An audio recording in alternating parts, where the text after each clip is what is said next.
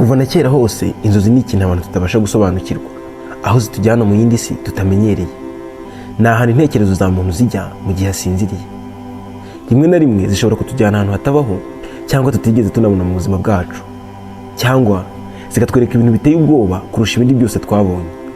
Nubwo tutabasha gusobanukirwa neza icyihishe nyuma y'izi nzozi turota, nyamara ziducira amarenga mu bintu bitandukanye, harimo guhishura ibyifuzo byacu bitagaragara, ibiduhangayikishije cyangwa amarangamutima. Uyu munsi rero reka twinjire mu nzozi twakwita ko ari rusange, tumenye ibisobanuro byazo n'icyo byadufasha mu kwisobanukirwa cyangwa mu gusobanukirwa ibitubaho. Inzozi za mbere ni ukurota wazimiriye ahantu runaka cyangwa wafatiwe ahantu utabasha kwikura. Ese wigeze urota inzozi aho wisanga wabuze inzira igusohora mu kizu kinini ahantu utazi, cyangwa ukisanga mu ishyamba ry'inzitane wabuze inzira ihagukura? Inzozi zimeze zitya zisobanuye ko hari ikitagenda neza cyangwa kiguhangayikishije mu buzima bwawe. Ubwonko bwawe buba buri kugerageza guhangana n'iyo mihangayiko, ariko bikarangira wisanze utazi icyo wabikoraho. Niba wumvise izi inzozi uziyiziho, fata akanya witekerezeho, urebe ibitagenda neza mu mibereho yawe cyangwa mu bikorwa byawe, ubundi ushaka ubufasha cyangwa inama. Inzozi za kabiri ni ukwibona wabuze amahirwe runaka. Rimwe na rimwe turota inzozi aho wenda ujya gufata imodoka ugasanga iragusize, cyangwa waba ugiye kwinjira mu ndege ugasanga irahagurutse. Izi nzozi zisobanuye kwicuza cyangwa kutibabarira kuba kuri mu bitekerezo byacu ku byerekeranye n'amahirwe yaduciye mu myanya y'intoki. Wenda akaba ari akazi wari ugiye kubona ukagasuzugura cyangwa ukakirengagiza. Ibitekerezo byawe bikubera nk'umushinjacyaha ugucira urubanza kuri ayo mahirwe witesheje. Izi nzozi zikwiye kukwigisha kureka kwicuza ahahise, ahubwo ugatumbira ahazaza. Inzozi za gatatu ni uguhanuka ahantu cyangwa ukibera mu mazi, ahantu uzi cyangwa utazi.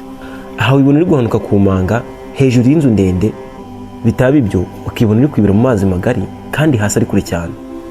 Izi nzozi ziba ziteye ubwoba, ariko kenshi zisobanuye ko wimva nk'umuntu utagira kivurira kandi usigaye wibona nk'umuhombyi. Ibitekerezo byawe biba bikubwira ko utishimye cyangwa ufite ubwoba bwo gutsindwa n'ikintu runaka kiba kigutegereje imbere yawe. Niba ujya urota izi nzozi, zifate nk'imbuzi kandi urebe neza mu buzima bwawe hari ibibazo, ubiganirize umuntu uzi runaka wakugira inama. Inzozi za kane ni ukurota ukurikiwe n'umuntu runaka utazi, aho ushobora kwibona mu ijoro uri kugenda wenyine ukurikiwe n'umuntu utazi. Ibi bintu ni rusange ko wiyumva mu bwoba muri ako kanya.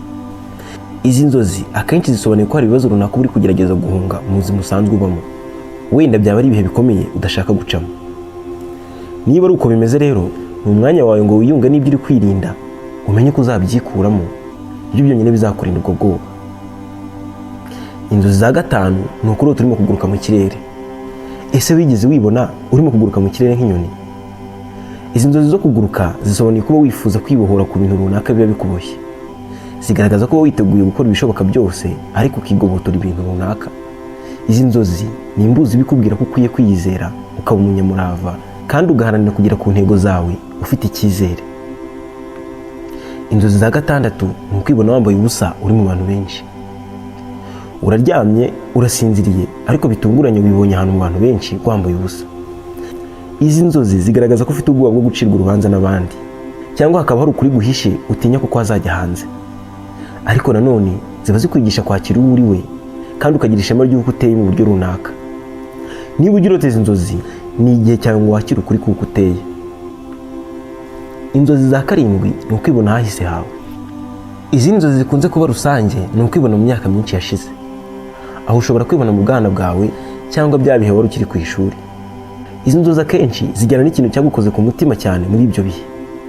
Niba ujya urota izi nzozi, menya ko hari ibyakubayeho kera bitigeze bikuvamo, bityo ukaba ukeneye isanamutima kugira ngo bikuvemo burundu.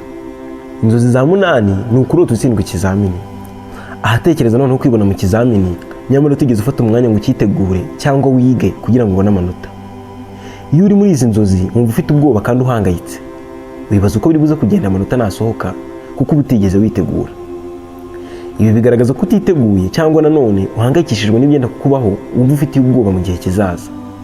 Niba wibonye ahantu nk'aha mu nzozi rero, bishatse kukubwira ngo itegure imbogamizi ziri imbere hawe, wumve ko uzazinyuzamo. Inzozi za munani ni ikintu runaka gipfundikiye. Nk'uko umunyarwanda yabivuze, agapfundikiye gatera amatsiko. Muri izi nzozi umuntu arota abona ikintu gipfundikiye, wenda ari nk'igikarito, ariko atazi ngo harimo iki. Ibi bigaragaza ko hari ikiguhishiwe mu bihe biri imbere, cyangwa hakaba hari ibanga uhishiwe. Iyo ufunguye aka gakarito ugasanga nta kintu kirimo, bigaragaza ko hari uruhande rw'ubuzima ubayemo utiyumvamo, cyangwa hari ibyo ukora wumva utabizi neza. Niba urota izi nzozi, tangira utekereze ikintu runaka cyakwihishe cyangwa icyo wahishwe n'abandi, ubundi urebe ko wabigiraho umucyo. Inzozi za 10 ni ukurota ukuka amenyo.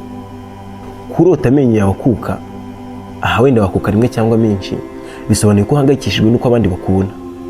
Izi nzozi kandi zisobanuye ko urimo gutinya impinduka, bigatuma wumva wifitiye icyizere gike.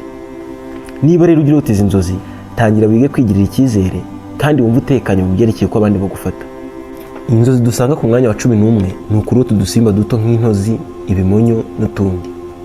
Iyo urota utu dusimba turimo kugendagenda ahantu cyangwa turi kugutondagira, bivuze ko hari akantu gato gashobora kuba kaguhangayikishije. Ubusanzwe utu dusimba dusobanuye gukorera hamwe nk'itsinda.